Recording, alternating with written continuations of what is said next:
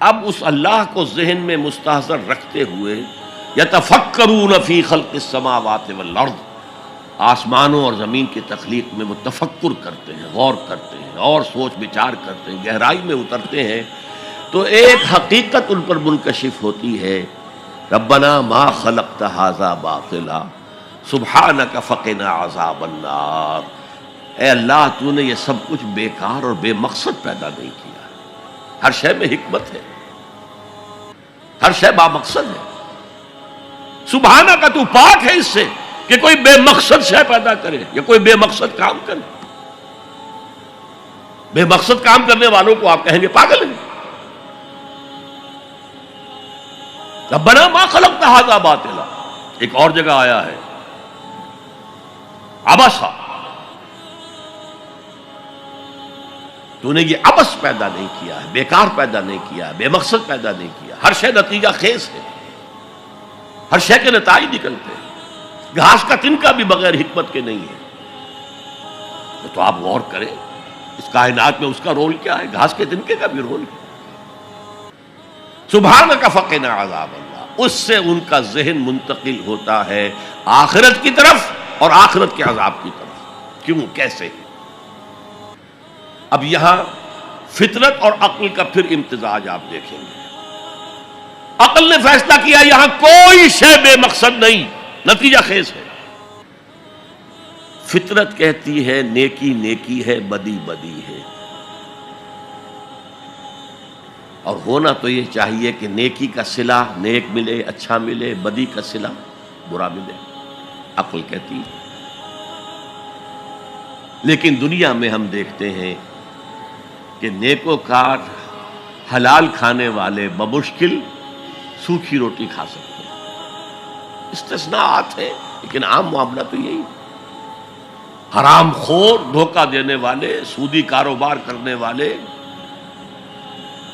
Heroine کا کاروبار کرنے والے، منشیات کا کاروبار کرنے والے، انسان کے صفری جنسی جذبات کو بھڑکا کر آمدنی حاصل کرنے والے، وہ عیش کر رہے ہیں۔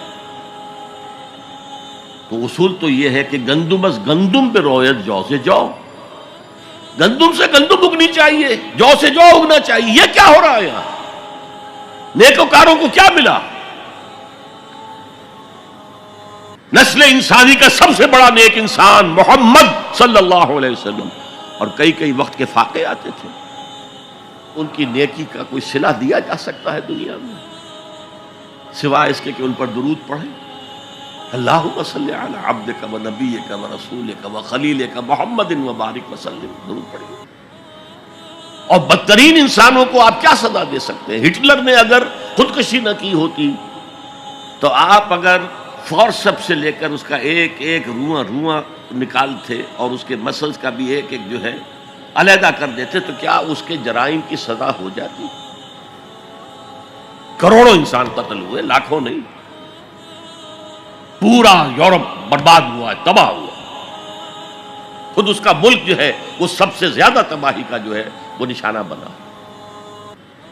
تو دنیا میں ہم نے جزا و سزا کا کچھ نظام قائم کیا ہے، لیکن یہاں نہ جزا اتنی دی جا سکتی ہے جتنا کہ کوئی شخص مستحق ہے، جس نے پوری زندگی اسی میں لگائی کہ خیر کا پرچار کیا اور بدی سے روکا لوگوں، یہی اپنا وقت صلاحیت وہ پیسہ کمانے میں خرچ کر سکتا تھا، اس نے لگا دیا اپنے آپ کو، کون اسے صلہ دے گا یہاں؟ اور کیا صلہ ہوگا اس کا؟ اور جن لوگوں نے لوگوں کو گمراہ کیا، شیطان کے چیلے بن گئے، ہزاروں لاکھوں انسانوں کو گمراہی کی طرف دھکیل دیا، ان کو یہاں کیا سزا دی جا سکتی؟ لہذا ثابت ہوا یہ دنیا نامکمل ہے۔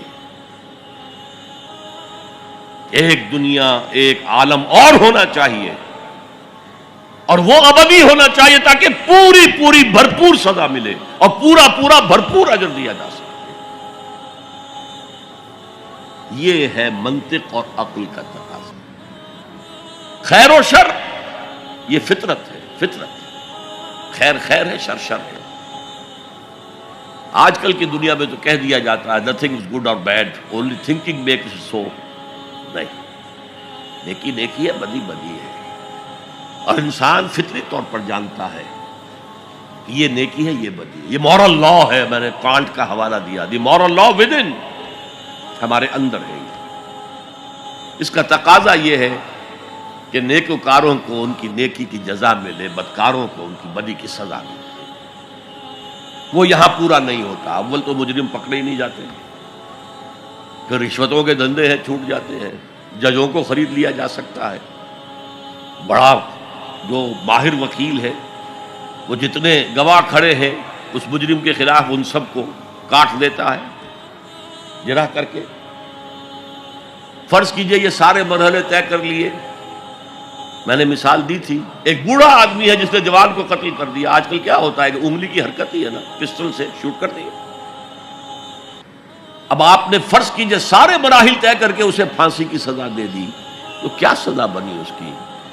وہ زندگی گزار چکا، کھا پی چکا، اپنے بچوں کو پال پوس چکا، وہ بچے اپنی اپنی جگہ پر ہیں، اس کی بیوی بھی یا بوڑھی ہے یا مر چکی ہے.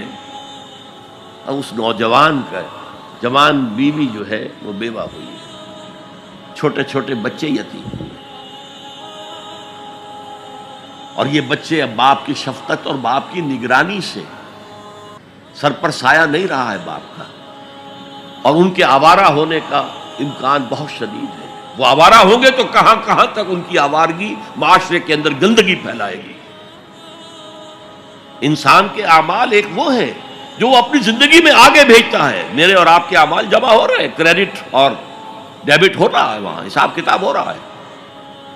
ایک وہ اعمال کے اثرات ہیں جو ہم پیچھے چھوڑ کر جاتے ہیں، بما قدم واخر، وہ جو پیچھے اثرات ہیں. آج جو کوئی نماز پڑھ رہا ہے وہ حضور کے طفیل ہی پڑھ رہا ہے، جو روزہ رکھ رہا ہے وہ حضور کے طفیل ہی روزہ رکھ رہا ہے، حضور ہی نے سکھایا تھا. اسی لیے کہتے ہیں اللہم صلی علی محمد بعدد من صلی وصام، بارک علی محمد بعدد من قام، سجد و قام کہہ لیجئے، رکع و قام کہہ لیجئے. اے اللہ محمد پر درود بھیج ان سب کی تعداد کے حساب سے جو نماز پڑھ رہے ہیں، روزہ رکھ رہے ہیں، اس لیے کہ وہ محنتیں مشقتیں 23 برس کی تھیں جن کا یہ نتیجہ نکل رہا ہے. تو یہ ہے ایمان باللہ سے ایمان بالآخرت تک فطرت اور عقل کی رہنمائی.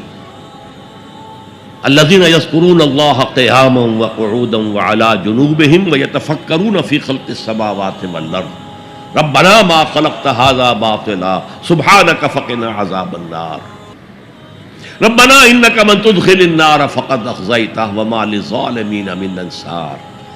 اے اللہ جن کو بھی تو جہنم میں داخل کر دے گا ان کو تو رسوا کر دے گا، وہ رسوا ہو جائے، اور ایسے ظالموں کا کوئی مددگار نہیں ہوگا، کوئی تیرے فیصلے کو بدلنے والا نہیں ہوگا، کوئی تیری احتساب کے راستے میں حائل ہونے والا نہیں ہوگا، کوئی تیرے محاسبے کے رخ کو موڑنے والا نہیں ہوگا، کوئی مددگار